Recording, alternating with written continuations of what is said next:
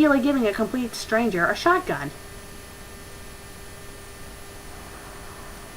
Gilligan, we were hoping you could go down to the lagoon and get some seaweed for E.T. It's what he wants to eat, said Mary Ann. Sure, girls, replied Gilligan cheerfully. Anything for my own little buddy. So Gilligan went down to the lagoon and reached under the water and pulled out large quantities of the fresh green seaweed. He brought it back to E.T., and the little guy began eating to his heart's content. Gilligan watched him in awe that he could find something he once tasted and found it repulsive as delectable.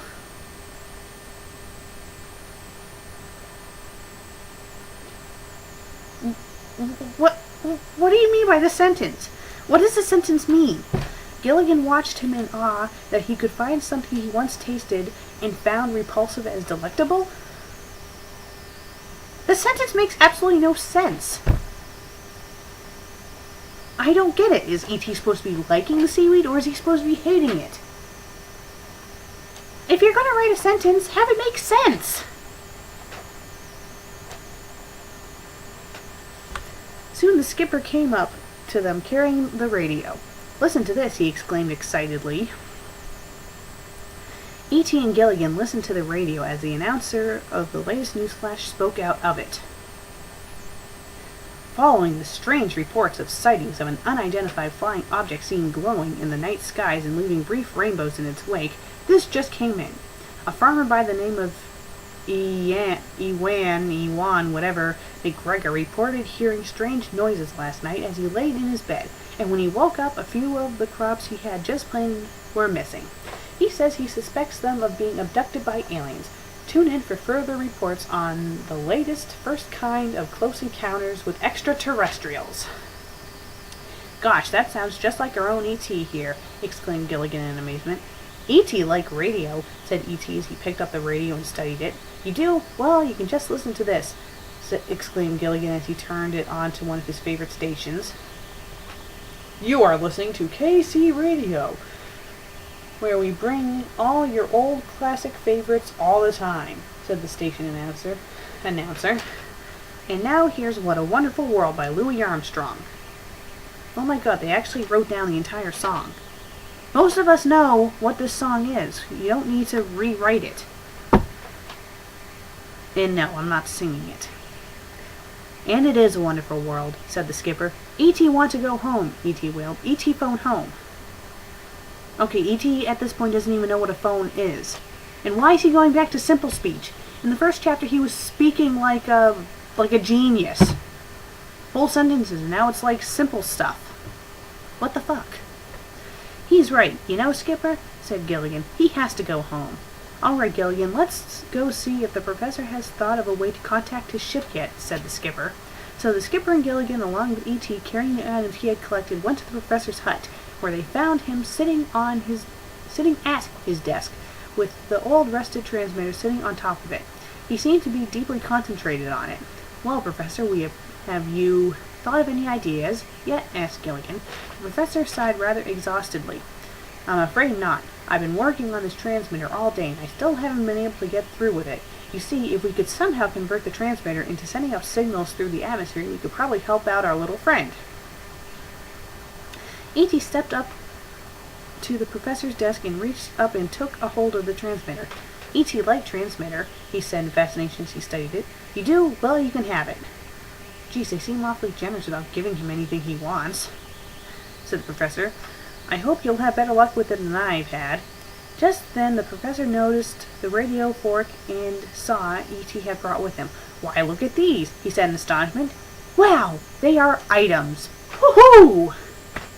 If the transmitter could work, then we could use this fork and this saw to cut through the telecommunications and send aerial signals into outer space. If we also had the right antenna for it, and also something round and circular to hold onto the transmitter on. And that's how they ended the sentence. If you have the word if, that means you should continue and not just end it with, it's a segment. It's a gigantic segment. While the professor began pondering on what they could use, they heard a frivolous, aristocratic voice ring out. Wait a minute. While the professor began pondering on what they could use, they heard. Don't you mean they heard? Why the hell is the word sounded in there? I swear, they purposely put in these weird words and have, segments so the reader purposely gets fucked up when they're trying to read the story. Let's reread the sentence correctly. While the professor began pondering on what they could use, they heard a frivolous, aristocratic voice ring out, "Yoo-hoo!" as the door opened, and in stepped Mr. and Mrs. Howell. They also have a lot of these run-on sentences. They just go on forever. "Greetings, Professor, and crew, and alien," greeted Mr. Howell jovially. "Lovey and I have been looking through our spare luggage and we found this, our record player. We thought you might be interested in it." "I am indeed, Mr. Howell," declared the professor in astonishment. "Just listen to this. It's one of our favorite records, Belushi." He turned on the record player, and the record on top of it began spinning around as a deep, booming Italian opera sang out, "This a FanFic sucks!" The professor wasn't really listening to the music. He was only studying the way the record turned around and around, and it was held in place by a small needle. "Well, I'll be. This is it. This is what I've been searching for," he exclaimed in triumph. "Well, of course it is," said Mr. Howell proudly. "After all, no society, however small, should be without culture. We can disassemble the record player and the transmitter and reassemble them together, and then use this saw and fork to cut through to outer space and contact E.T.'s spaceship," the professor explained. "Yes, of course we can disassemble them." "What?" Mr. Howell bellowed. "Mr. Howell, do you want to save E.T. or don't you?" asked the professor pointedly. Mr. Howell grimaced slightly as he seemed to be struggling inwardly. "Well, yes, of course I do. But do you have any idea how much money a record player like this one costs?" "What is money?" asked E.T. curiously. Mr. Howell looked positively stricken at E.T.'s ignorance. "Why, this is money," he said as he took out his wallet and showed E.T. the inside of it. "It's what holds our whole economy together. Isn't it what holds yours together?" "No," replied E.T. calmly. "What holds us together is our heart lights, which we use to communicate internally with each other, and let us know we love and care about one another." "Yeah, your race really does seem to care about you, seeing they seem to abandon you every time you stray away from the ship." "The stuff you have looks more like dead palm leaves." "Why, how terribly middle class," Mr. Howell pouted. The professor all this time had been looking at the parasol Mrs. Howell had with her. A light seemed to come into his eyes as he spoke. "Mrs. Howell, would you do me the honor of loaning me your parasol?" 2 chapters down, 1 more to go. Thank God.